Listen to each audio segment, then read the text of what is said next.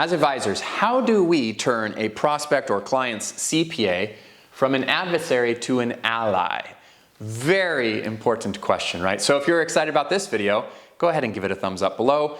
If we haven't had a chance to meet, as a way of introduction, my name is Anton Anderson, CEO of a company called Elite Resource Team. We train financial advisors exactly how to do that. Form strategic, valuable partnerships with CPAs. It's based on our experience, myself and my business partners, on how we actually grew our practices ourselves. The most successful of which was sold for over $45 million. Now, this wasn't always the case, and the first CPA partnership I had came with a lot of mistakes and stumbles and bumbles. So, let me tell you about where I didn't turn the CPA from an adversary to an ally. They remained an adversary for the entire process. It was with a client named Mike Stewart. Actually, it was a prospect. And I had sitting down with him 3 Saturdays in a row, and after probably 10 plus hours of my work, he finally says, "You know what, Anton? I like this. I like what you put together. Let's go ahead and move forward. What's the next step?" I'm excited. I lean over. I start to pull out the paperwork we're going to complete. He says, "Oh, you know what? Actually," you know where I'm going with this. He said, "You know what? I do just want to run this by my CPA, my go-to guy." Right? My go-to guy. And immediately, as soon as he says that, my gut just drops a bit. Why? Because CPAs are terrible. They're deal killers. Or because I have no values and I was just trying to pull a fast one by him. Neither of those are the case. The reason my gut dropped was because I learned early in my career from a mentor that you always want to try to control the controllables, right? Which means now, after 10 hours of work and the plan is done, this is going to get sent to a CPA that I have no relationship with. I've lost all control. Ugh. Why did I let this happen? Because this is the way we were taught as advisors. Try to sell the client, right? So what happens? Well, I say, of course, Mike, I totally appreciate that. What would actually probably be a better use of your time is, why don't you introduce me to your CPA and he and I can go ahead and review the financial plan together. And then that way he can ask any questions and get back to you with his feedback. Now, initially that sounds like a logical idea. So Mike goes, yeah, no problem. I'll reach out to him tomorrow. He reaches out to the CPA. What do you think he says? I'm planning on working with this financial advisor. He's got this plan that he wants me to move forward with. And the CPA says, well, why don't you just go ahead and send me the information? So that's what Mike does. He reaches out. He says, CPA said he's too busy, but send him the information. He'll review it. And I agree on a Monday. Because at this point, I'm out of moves. I have no other options. I have no leverage. Send him the information. Tuesday, Wednesday, Thursday, silence.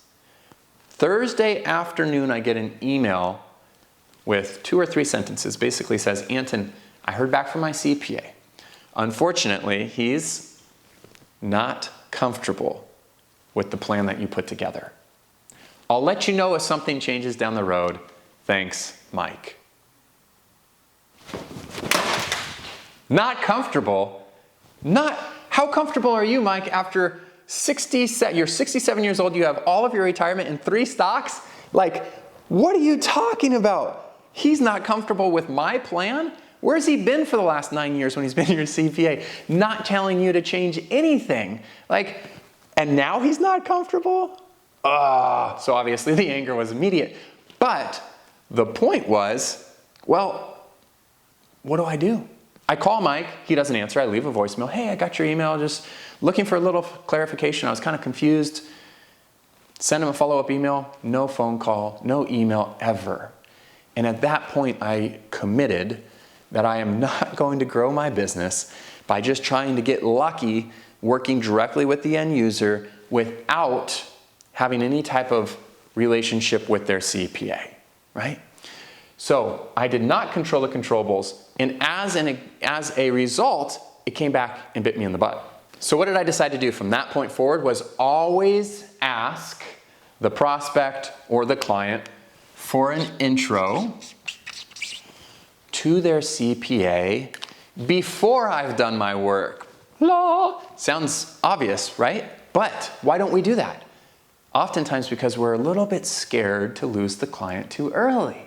If we're being honest with ourselves, we're scared to ask the prospect, right?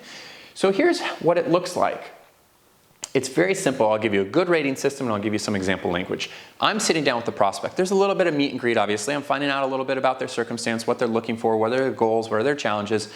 Then, before the first meeting's even over, way before I start doing any work or putting any of my intellectual capital into a plan, I say, tell me a little bit about how your taxes get done.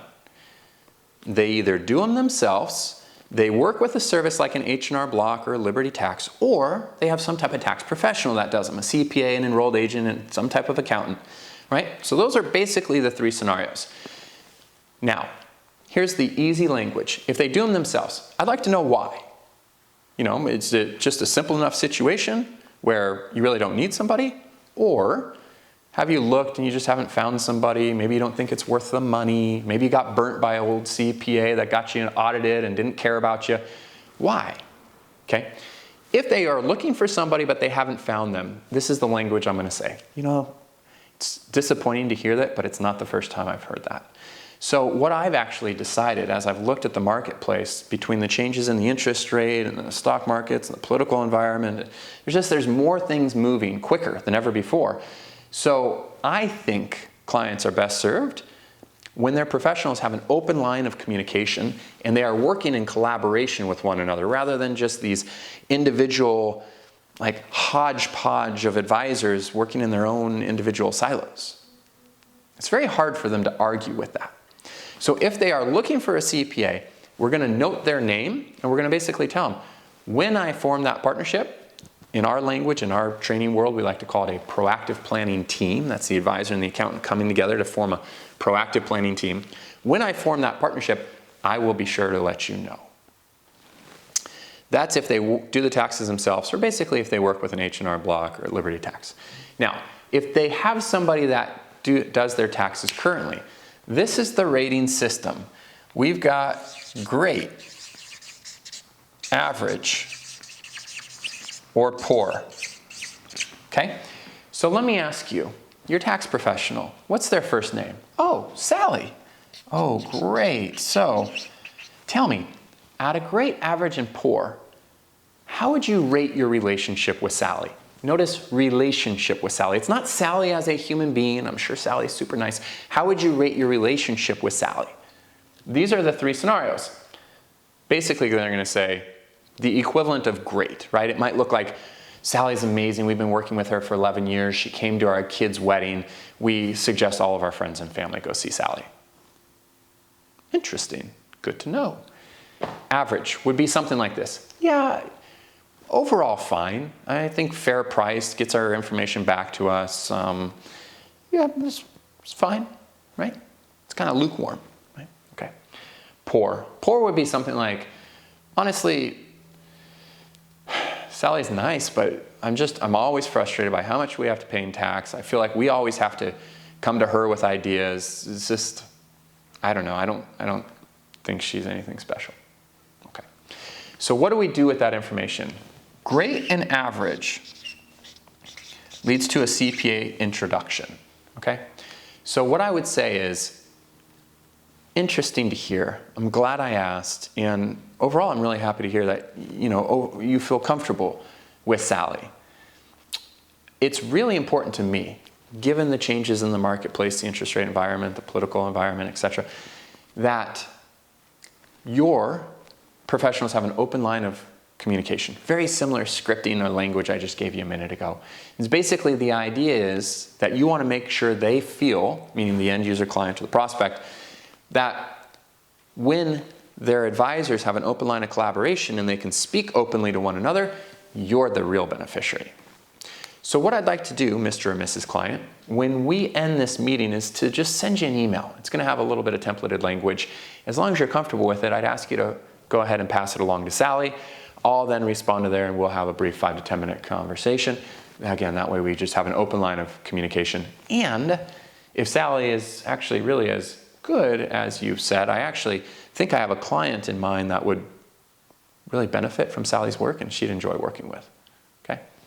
So that's great or average. The poor client is, I'm sorry to hear that. Unfortunately, it's not the first time I've heard it. What I'm doing right now is forming a strategic, proactive partnership with a CPA. And if you would like, once I formalize that partnership, I'd be happy to introduce you. So then the clients with the poor CPA get added to the same list as the clients that do their own taxes or are at H&R Block, but they're looking for somebody, all right? These intros are really the ones that you're going to focus on because, again, this is the prospect or the client turning them from an adversary to an ally. So now we are halfway there. We've got an open line of communication with the CPA before we do any of the work with the end user client. What do? We get the templated email. It's very short. It's professional. We have templated language if you would like that. I'll be sure to include a link to something below here. If you would like an introduction to the CPA from the client, it's templated language, then you respond. In that email, the client is going to suggest that the two of you get together for a 5 to 10 minute phone call. So you're responding, just honoring the request from your mutual client. And what you're going to say to the CPA when you get on the phone, you're not going to present them with the idea of partnering with you in some bigger landscape. What you're specifically going to do is talk about the client. You want to make it feel to the CPA that you understand the shoes that they're in. And this is how you do it. Something along the lines of, from my work and communication with CPAs in the past, I know one of the things that really frustrates you is when other professionals get in there, whether it's an attorney, a financial advisor, an investment banker, other professionals get in there and they start advising your clients on things without actually checking with you first, without understanding the tax ramifications of those potential changes. I understand that that really frustrates you. My team and I will not do that. I just briefly wanted to introduce myself and let you know we are considering a couple things that Mr. and Mrs. Smith are asking us to look at. I will bring those to you as long as you would like me to, so we can have an open dialogue, make sure they're not contradicting with anything that you're already planning with Sally, and overall that we create synergy on our mutual client's behalf. What did you just do? 1, you let them know that you understand how other professionals do it, and you're not them. Think of Apple and Mac. You separate the two. So now everybody else is in a different category than you, right? 2, you've made the CPA part of your team. You've said, my team and I will bring these ideas to you. We'll have an open line of communication and collaboration with you, meaning we will listen to your feedback. That means they are no longer an adversary. They are now an ally. Because you said the reason we're doing this is to offer the most value to our mutual client, Mr. and Mrs. Smith. What can the CPA say other than thank you for the consideration, right? You've turned an adversary into an ally. Now, after you conclude the work with Mr. and Mrs. Smith, if it goes well, you can absolutely circle back and say, given the way that you've served your clients, I think there's actually some additional synergy here in our companies. Why don't we get together for lunch? Why don't we get together for a 45-minute Zoom meeting? And then you can explore a bigger strategic partnership. But in the beginning, just turn them from an adversary to an ally. If you do not have that conversation, by the way, let's look at that for a second. Let's say you don't have that conversation with the CPA before you've done the planning, like I did with Mike. What happened there? The CPA really had no choice. All of the work was done. So here's Mike bringing the CPA a completed financial plan, and the CPA then has to sit back in a corner with no options and say, okay, if I say this is a good idea and it blows up, I could get blamed. If I say this is a good idea, Mike could say, well, you've been my CPA for 9 years. Like, why haven't you made any of these suggestions or referred me out to somebody else that could have helped, right? So the only thing, or at least the safest thing for the CPA to say is, I'm just not comfortable. And then maybe Mike's situation never improves. Maybe the CPA has somebody else he refers Mike to. Like you don't know, you didn't control the controllables. So if I would have done that with Mike in the first meeting, it would have had a dramatically different outcome in the last meeting. So that's it for this video. Hope you enjoyed it and found it valuable. Now, if you're still struggling on how to work with high net worth clients, leverage CPA partnerships, be sure to check out this video, and that's it for today.